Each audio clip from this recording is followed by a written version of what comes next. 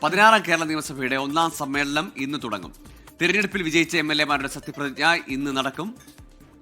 Pro tem സ്പീക്കറായ G Sudhakaran മുൻപാകെയാണ് എംഎൽഎമാർ സത്യപ്രതിജ്ഞ ചെയ്യുക. രാവിലെ 9 മണിക്ക് പുതിയ എംഎൽഎമാരുടെ സത്യപ്രതിജ്ഞ തുടങ്ങും. ജിബിൻ ജെബിയാണ് തിരുവനന്തപുരത്ത് നിന്ന് വിവരങ്ങളുമായി ചേരുന്നത്.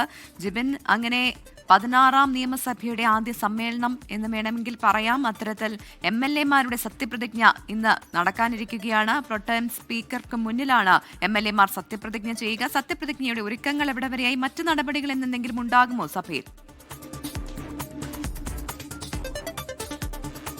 Good morning Pravitha and Gokul. 16ാം നിയമസഭയുടെ ആദ്യ സമ്മേളനമാണ് ഇന്ന് തുടങ്ങാൻ പോകുന്നത്. ഇതിൽ തിരഞ്ഞെടുക്കപ്പെട്ടുള്ള എല്ലാ എംഎൽഎമാരും സത്യപ്രതിജ്ഞ ചെയ്യുകയും ചെയ്യുന്നുണ്ട്. കഴിഞ്ഞ ദിവസമാണ് പ്രോട്ടേം സ്പീക്കറായി ജി സുധാകരൻ ഗവർണർക്ക് മുൻപേ സത്യപ്രതിജ്ഞ ചെയ്തത്. ഇന്ന് അദ്ദേഹത്തിന്റെ മുന്നിലായിരിക്കും മറ്റ് തിരഞ്ഞെടുക്കപ്പെട്ട എല്ലാ എംഎൽഎമാരും സത്യപ്രതിജ്ഞ ചെയ്യുക. അതിനു വേണ്ടിയിട്ടുള്ള ക്രമീകരണങ്ങളെല്ലാം തന്നെ നിയമസഭയിൽ പൂർത്തിയാവുകയും ചെയ്തിട്ടുണ്ട്.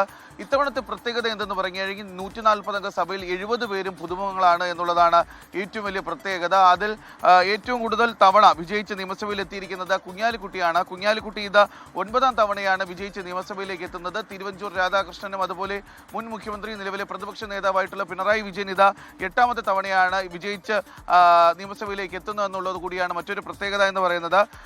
അത് മാത്രമല്ല, ഇത്തവണത്തെ നിയമസഭയിൽ 13 പാർട്ടികൾക്ക് പ്രാതിനിധ്യമുണ്ട് എന്നുള്ളതാണ്. അതായത് കോൺഗ്രസിന് 63 അംഗങ്ങൾ, മുസ്ലിം ലീഗിന് 22 പേർ, കേരള കോൺഗ്രസിന് 7 പേർ, RSPക്ക് 3 പേരും, അതുപോലെ തന്നെ കുഞ്ഞികൃഷ്ണൻ ഉൾപ്പെട്ട സ്വതന്ത്രൻ ഉൾപ്പെടെ 4 പേർ, കേരള കോൺഗ്രസ് ജേക്കബ് വിഭാഗത്തിന് 1, RMPക്ക് 1, CMPക്ക് 1, സ്വതന്ത്രർ 3 പേർ. അതിൽ TK ഗോവിന്ദൻ ഉൾപ്പെടെയുള്ള സ്വതന്ത്രരാണ് 3 പേർ.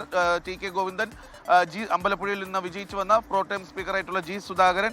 അങ്ങനെ ആകെ 102 പേരും. മറ്റ് ഒന്ന് LDFൽ നിന്ന് CPMന്റെ ഭാഗമായി 26 പേർ, CPയുടെ ഭാഗമായി 8 പേർ, RJDയിൽ നിന്ന് ഒരാൾ, അങ്ങനെ 35 പേർ ആ ഭാഗത്തു നിന്നും, NDയിൽ നിന്ന് BJPയുടെ ഭാഗമായി 3 പേർ. അങ്ങനെയാണ് ഇത്തവണത്തെ നിയമസഭയിൽ 140 അംഗങ്ങൾ എത്തിയിരിക്കുന്നത്. അതിൽ 70 പേർ പുതുമുഖങ്ങളാണ് എന്നുള്ളതാണ് ഏറ്റവും വലിയ പ്രത്യേകത എന്ന് പറയുന്നത്. എന്തായാലും ഈ സത്യപ്രതിജ്ഞ ചടങ്ങിന് വേണ്ടിയിട്ടുള്ള ഒരുക്കങ്ങളെല്ലാം തന്നെ ഇപ്പോൾ നിയമസഭയിൽ പൂർത്തീകരിക്കുകയാണ്. രാവിലെ 9 മണിയോട് കൂടിയാണ് സത്യപ്രതിജ്ഞ ആരംഭിക്കുകയും ചെയ്യുക. അല്പസമയത്തിനകം തന്നെ ഏകദേശം 8 മണിയോട് കൂടി തന്നെ എംഎൽഎമാരെല്ലാം ഇങ്ങോട്ടേക്ക് പുറപ്പെടുകയും ചെയ്യും. അതിൽ BJP എംഎൽഎമാർ എല്ലാവരും പാളയം രക്തസാക്ഷി മണ്ഡപത്തിൽ 8 മണിക്കോട് കൂടി എത്തി അവിടെ നിന്ന് പുഷ്പാർച്ചന നടത്തിയ ശേഷമാണ് BJPയുടെ എംഎൽഎമാർ ഒന്നിച്ച നിയമസഭയിലേക്ക് വരിക. മറ്റുള്ളവരൊന്നും തന്നെ കൃത്യമായി അറിയിച്ചില്ല. എന്തായാലും കോൺഗ്രസിന്റെ യുവ എംഎൽഎമാർ എല്ലാം തന്നെ ഒരുമിച്ചായിരിക്കും എത്തുക എന്നുള്ള ഒരു കാര്യം കൂടി കഴിഞ്ഞ ദിവസം തന്നെ അവർ പറയുകയും ചെയ്തിട്ടുണ്ട്. എന്തായാലും 8 മണിയോടുകൂടി തന്നെ നിലവിൽ തിരഞ്ഞെടുക്കപ്പെട്ടിട്ടുള്ള എല്ലാ എംഎൽഎമാരും നിയമസഭയ്ക്കുള്ളിൽ പ്രവേശിക്കുകയും ചെയ്യും. ഗോകുൽ ആൻഡ് പ്രവിത.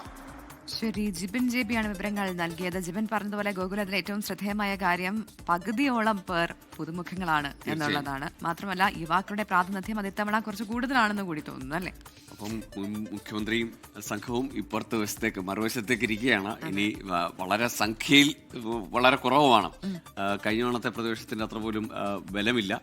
ഒരുപക്ഷെ ചരിത്രത്തിലെ ഏറ്റവും വലിയ പരാജയം നേരിട്ട ഇടതുമുന്നണി ഇനി എങ്ങനെയാണ് സഭയിൽ പ്രവർത്തിക്കുക? ഒപ്പം BJPക്ക് 3 അംഗങ്ങളുണ്ട്. മുൻപ് ഒരു അംഗമായിരുന്നെങ്കിൽ ഇത്തവണ 3 അംഗമാണ്. അപ്പോൾ അവരുടെ സഭയിലെ പ്രവർത്തനം എങ്ങനെയായിരിക്കും, പ്രതികരണങ്ങൾ എങ്ങനെയാവും, എല്ലാം ആകാംക്ഷയാണ്. പക്ഷേ ഇന്ന് സത്യപ്രതിജ്ഞ മാത്രമാണ് സഭയിൽ നടക്കുക.